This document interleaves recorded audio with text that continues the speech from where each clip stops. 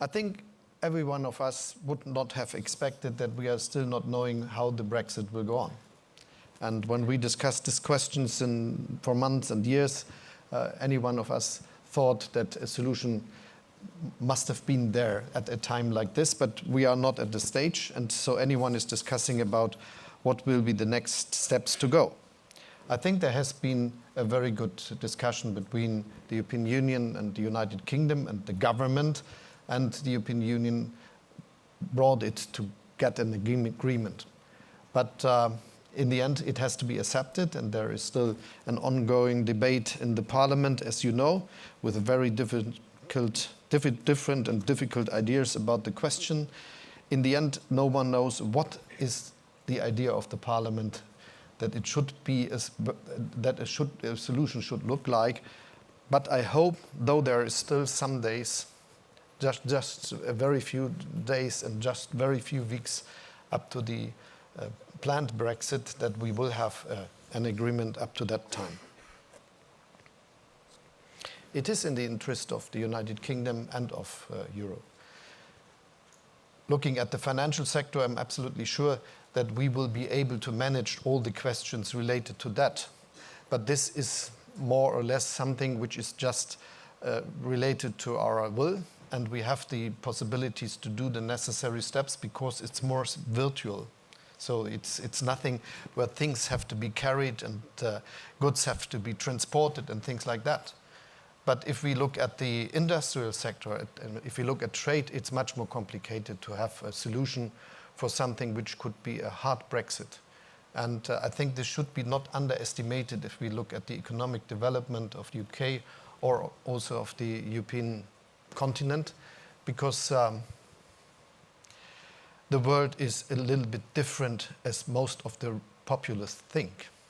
It's already a global world, and there are supply chains that are going all over the whole world, and especially within the European Union, with no borders and all the possibilities and chances and opportunities coming from that. And no one is prepared for a situation with a border between the United Kingdom and the European Union. And if this will not work as it should be, this will have an impact on industry, on supply chains, on the cash flow and things like that. And so this is the most difficult question. The most difficult political question is the border between Northern Ireland and Ireland. And that this is not solved is really something which is not good if we look to the future. And this is because of the past. Anyone knows there were problems, there were very difficult situations, and it is a question of peace whether we will be successful or not.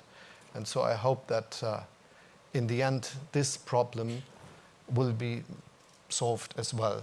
And any one of us who is just remembering the pictures of the 70s and the years before must do something that we will have a good solution. And it is absolutely clear that the European Union was and is supporting Ireland, because we know that this is a question that has to be solved. And so I hope that this will be done in the next days. There is a solution in the agreement we already reached. And so it is, and no one had a proposal how we could manage it different as it is in the already reached agreement.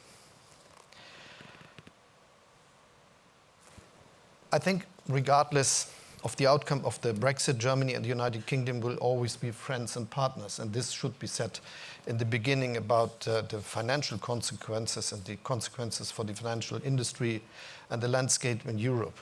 And we know very much what we got from the British, learning about parliaments and how they could work, about democracy and the rule of law and things like that. And especially we are always very impressed by British pragmatism. We were. But But as you could imagine, since this is an attitude that was successful for decades and centuries, we hope this will be the main tendency for the future as well. And hopefully this will help us out of the situation where we are today. I think no one expects that we learned from British humor. If I would be able to make jokes like a British politician, I would not be able to continue my office. One of the jokes they do 5 times a day would be the end. And if you are doing this very special British humor jokes in Germany, you need a book afterwards to explain that this is a joke.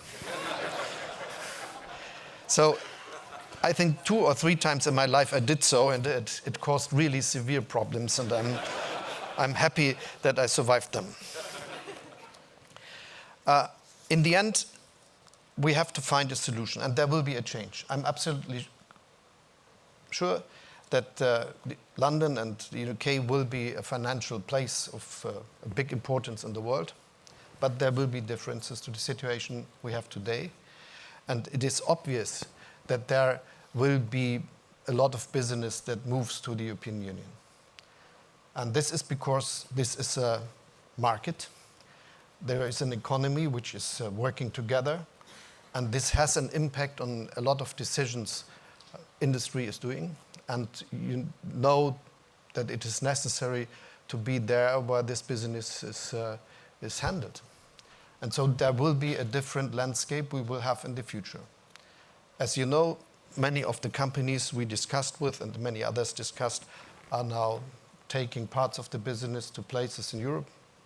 A huge part of them is doing this with Frankfurt and Germany, and they have reasons for doing so, and this is just economic reasons, looking at the business, at the things they have to do, and that they have to be at the place where the market is, and this is then the European Union, which is outside of the United Kingdom. And because of that, we all are preparing for a situation like this, not forcing the things, because this is not a market-driven attitude, but understanding that we have to be prepared, that we have to do the regulations, and that we have to build a good environment for those taking the decision, moving parts of the business. For Germany, it is obvious that we, as a very strong economic place, are looking for a financial industry that is able to work with the global aspects of German industry and trade, and that they are able to participate in the business with all the services they are doing. And this is part of what is going on now. We decided that we will help all the companies going to Germany to have a good solution for themselves. And as you know, there is a lot of government. We have in Germany a lot of institutions of supervision that are working very pragmatic, helping those who are establishing their offices in Germany. And there's some aspects which are important. They are doing it pragmatic, they are doing it fast, they are doing it confidentially, and they are not supporting just the local players. They are working to the global business, and this is something which is necessary. But as I already said, there will be still business in London, and so it is necessary that we cooperate and that we find solutions for the problems that are on the table.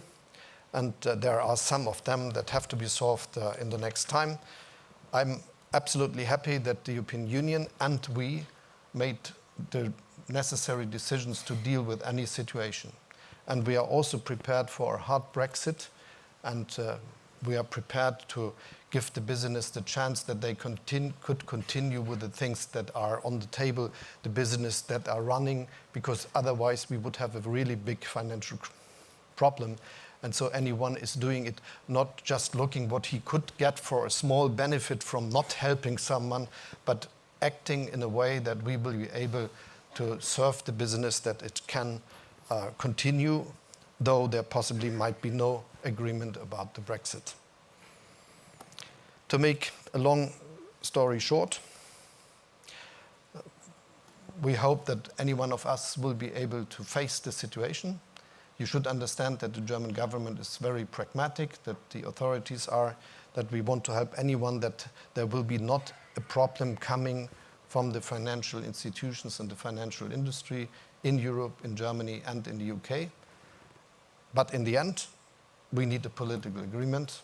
And this is, as I started my short remarks in the beginning, is not there. So we have to work on the question, and I hope that anyone will be as pragmatic as we expected them to be.